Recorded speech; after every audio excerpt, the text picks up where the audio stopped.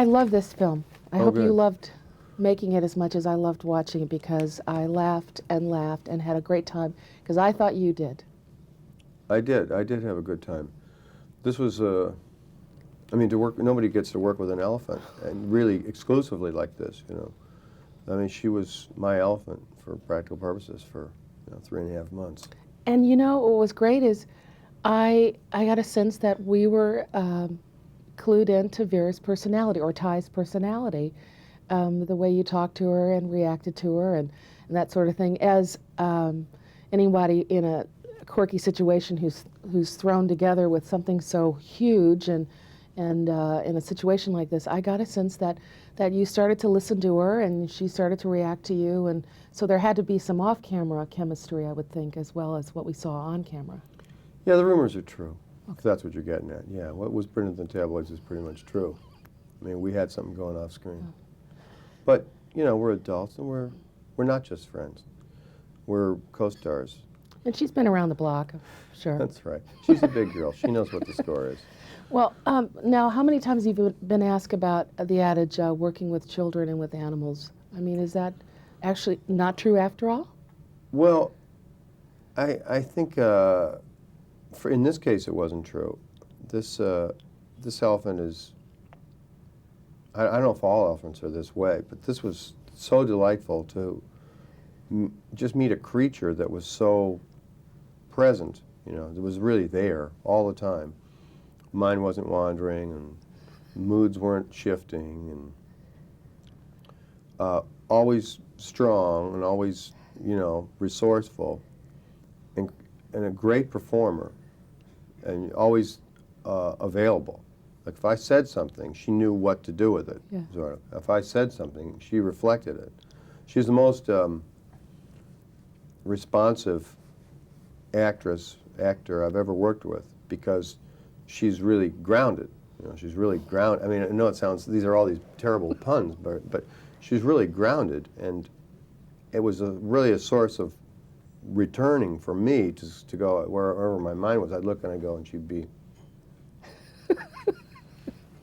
there, you know. Now, I was just talking to a reviewer in the waiting area, and he said he cried when well, we can't give anything away, but at the end, and she changed scenery. I'll put it that way. Were you a little emotional about that too? Yes, it makes me cry too. You know, it's you really do get to like these people together. You know. Oh yeah. It's a different kind of a love story, because they're just people who love each other. They're not. It's not like they're going to get married, or even shack up. They're just. It's a creature, and you know, the way an animal story can get you is you can really let yourself go. You know, you can really become committed to it, because it's like loving an infant. There's no problem. They just love you unconditionally.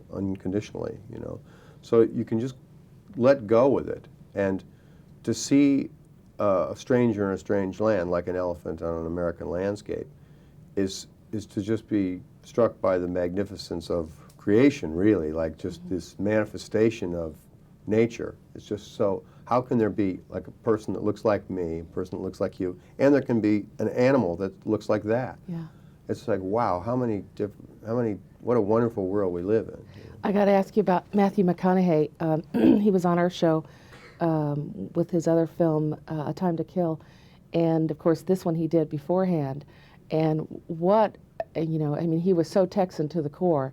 Now, tell me about that chemistry, how much fun you had. How did you keep a straight face half the time was really what I was looking for an answer, with that out of control, over the edge kind of reaction to what your character did in hijacking his truck.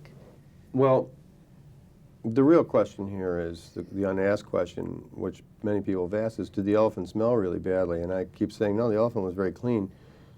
Matthew McConaughey smelled very bad. Like, he was ripe. He arrived ripe, and he left ripe. He's a method actor, and in order to play a trucker who'd been on the road for a few days, he slept in a cardboard box or something.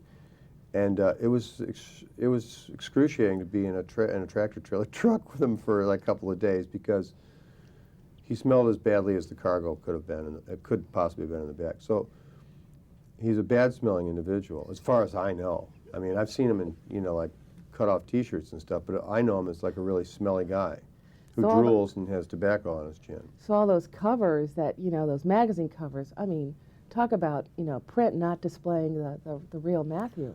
No, I think I got a peek at the real guy. I mean, he's a bad-smelling, not attractive, disgusting individual. But you, fabulous. Thank you. Fabulous. What a treat to meet you. Thank you. Nice to meet you, too.